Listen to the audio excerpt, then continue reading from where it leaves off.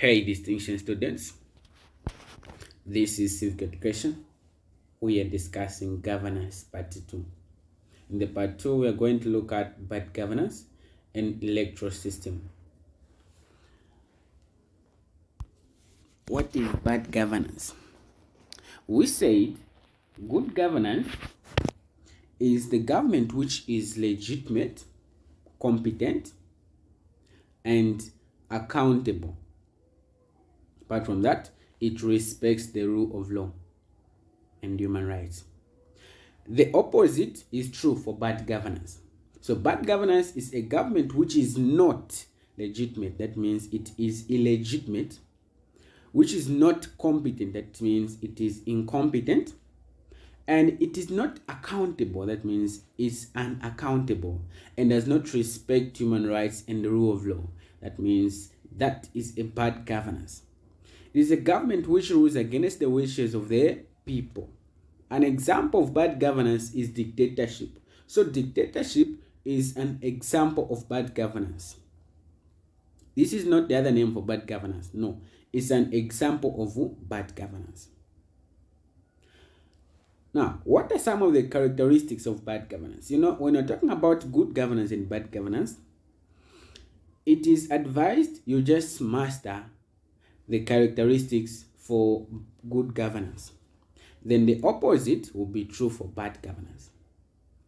So, in good governance, we say there is existence of political parties. Here there is restriction of the political parties. No other parties are allowed to be formed. There is just one party, just the one. Lack of separation of powers. Judiciary, executive, and legislature do not work independently. There is interference, lack of press freedom, violation of human rights, judiciary not independent, arbitrary arrests, arresting without reasons, lack of freedom of association and assembly. Just say something, you'll be apprehended. Irregular and unfair elections, lack of citizen participation. These are the characteristics of what? Bad governance. Now, I want you to compare these two things. Bad governance and good governance. This will help you understand more on these two. So, in good governance, there is citizen participation. What is there in bad governance? Lack of citizen participation. Separation of powers. Lack of separation of powers. Regular, free and fair elections. Irregular and unfair elections. Existence of political parties. Restriction on political parties. Independence of the judiciary not independent. So these two are opposite to each other. I advise you just master these: citizen participation, separation of powers, regular, free and fair elections, existence of political parties, independence of the judiciary. Then when they ask you to write about bad governance, then you'll just be taking the opposite of what you know. That's how it is. So that is about bad governance. Let us talk about the electoral system. What is the electoral system? These are methods through which the governed will mean the people are ruled, choose their leaders or representatives. How do we choose our presidents? How do we choose our ministers? Sorry, not our ministers, but our MPs, our councillors, our mayors. How do we choose them? So the methods that we use are referred to as what? Electoral system. Now, we have 4 types of electoral system. The first one is the single member plurality system, also known as first past the post. So, under single member plurality system, a candidate who obtains a high or a candidate who scores the highest number of votes wins the elections. This is also known as winning by a simple majority. Winner takes all. Winner takes all. For this one, it doesn't take care of the majority of the citizens. What do I mean? Let me give you an example here. we have candidate A, candidate B, and candidate C. Candidate A obtains 90 votes, B obtains 95, C obtains 96. C obtains 96. C wins elections.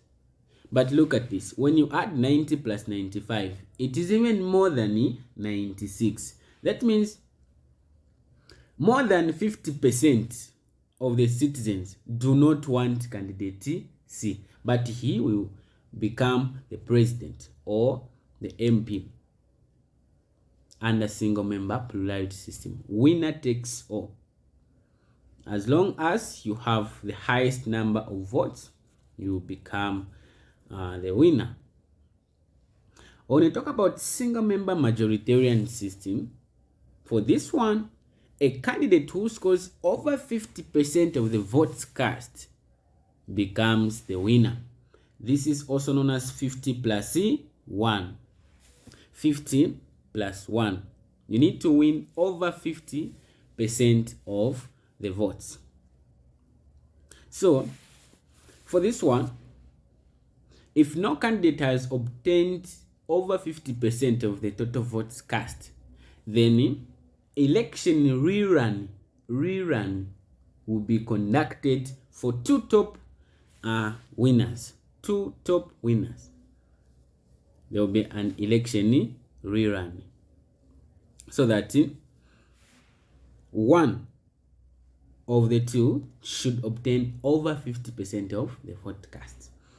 So that is single member majoritarian system, over 50%. Then a proportional representation system. Here you use a party list system.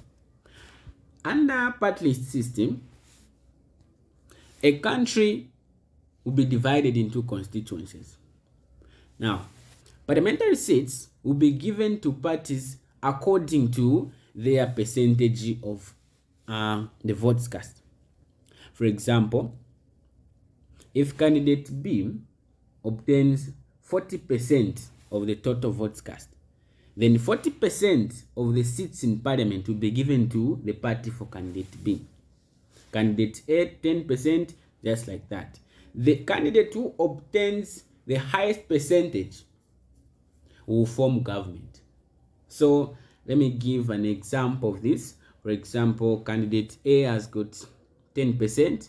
He will get 10% of the parliamentary seats. Candidate B has got, let me say, 55%.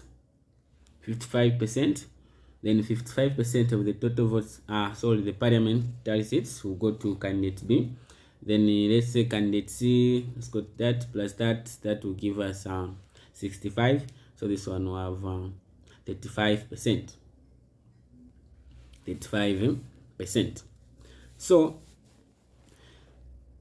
this one also will get 35% of the parliamentary seats. Now, who is going to form government? Candidate B.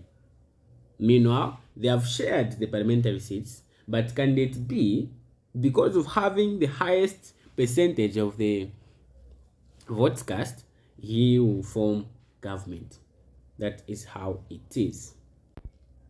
Then a mixed member proportionality system is just the mixture or the combination of this one, the first past the post, and this one, the party list system. So when you combine these two, then we form the mixed member proportionality system. This means that some candidates are elected through single member plurality system, while some are elected through proportional representation system. These are the four types of electoral system that we have. Single member plurality, winner takes all. Single member majoritarian, 50 plus 1. Proportional representation system, according to the percentage of the votes cast. Proportionality, a mixed member proportionality system, you mix or you combine FPTP and proportional representation system.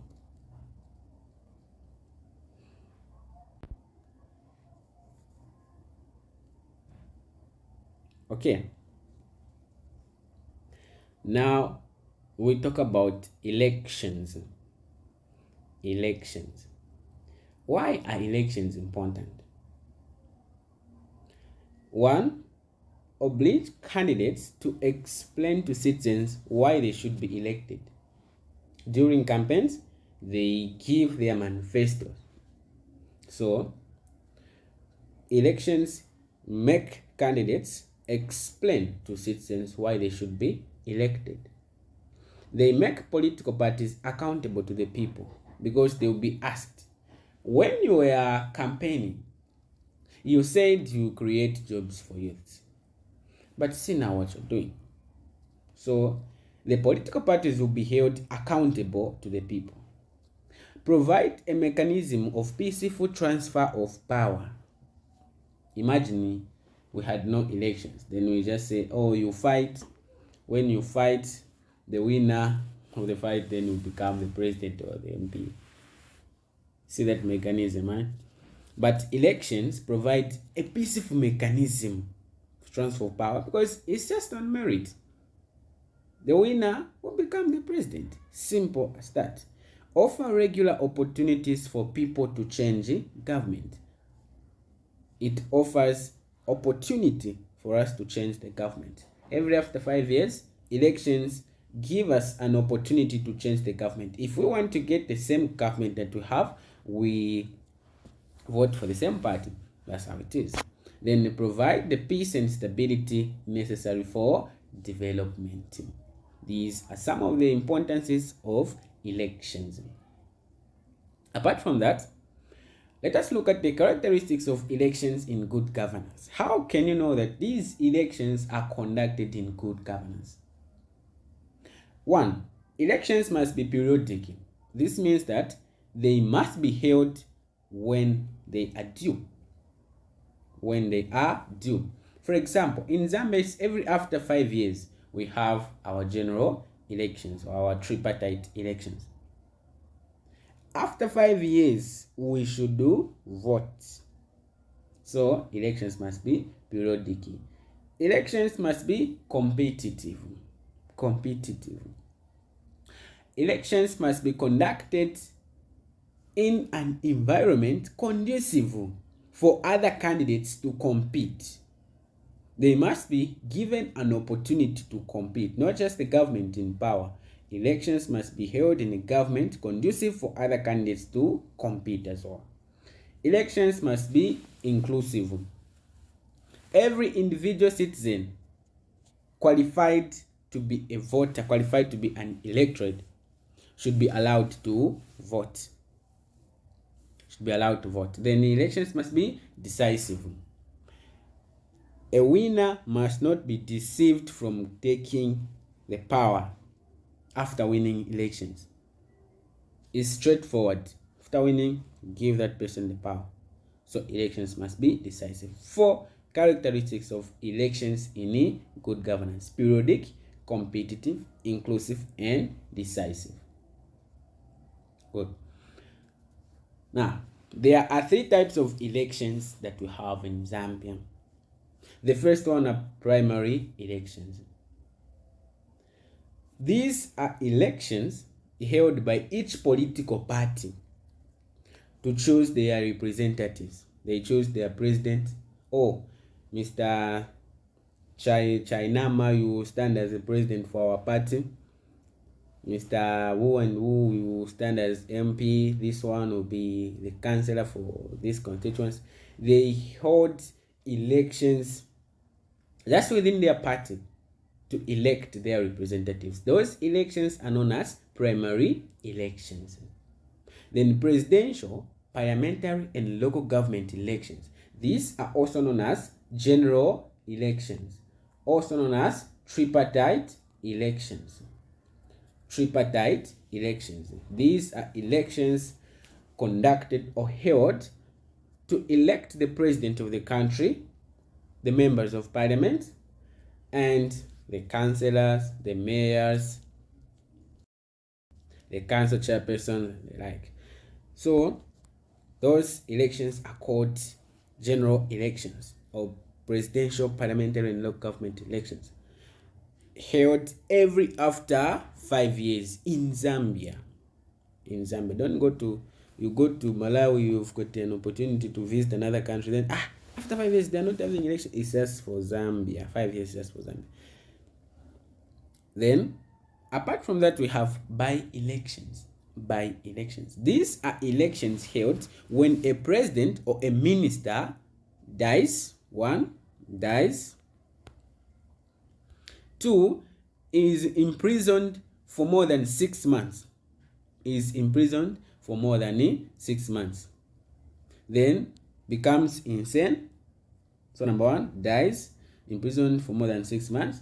Then when a minister or a president becomes mad or insane, will be relieved of his or her powers and other reasons. The other one that I almost forgot is resign. So let me arrange them properly. Resign. 1, when a minister or a president resigns, they will hold by-elections. Dies, minister or president dies. 3, imprisoned for more than 6 months. Imprisoned for more than 6 months, they will hold by-elections and they will replace you. Then the last one is, I said, insane. Goes insane. They'll take you to China. They will conduct by-elections to replace you. That's how it is. So those are the 3 types of elections that you have in Zambia. Election rigging. Election rigging is the cheating, any form of cheating in an election. These are some of the forms of election rigging. 1, when opposition parties are not allowed to organize meetings freely, that is election rigging. Number 2, opposition parties are not given enough time on media to express their views and plans, that is election rigging. Members of the opposition parties are detained or put in prison in order to silence them. Arbitrary arrests for no apparent reasons. You are just arresting them. That is election rigging. The press are not free to express views or give information that is critical of the ruling party. That is election rigging. Since it's the ruling party, press has no power to express their views or give information that is critical, information that is not in support of the ruling party.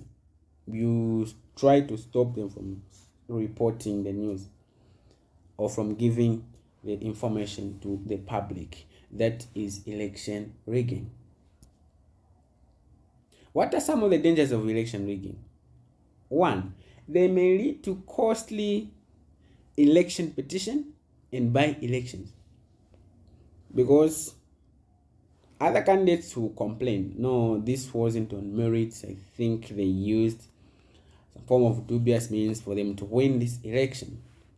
So we are petitioning. By-elections, which are very costly. People may lose faith in democracy. There may be increased voter apathy. What is voter apathy? Voter apathy is when registered candidates, not candidates, but registered electorates, registered voters, people who registered to vote, do not turn out for voting during the day of voting. They register, you say, registered voters, we have 100 million, something like that. During the day of voting, the polling day, what happens? Only 50,000. This is voter apathy. Registered voters do not turn out for voting. Voter apathy. Then the government may lose support of the people. Strikes and demonstrations may be organized to protest against the false results. So elections are very important and must be held accountably. Research on local government system and the House of Chiefs. Thank you.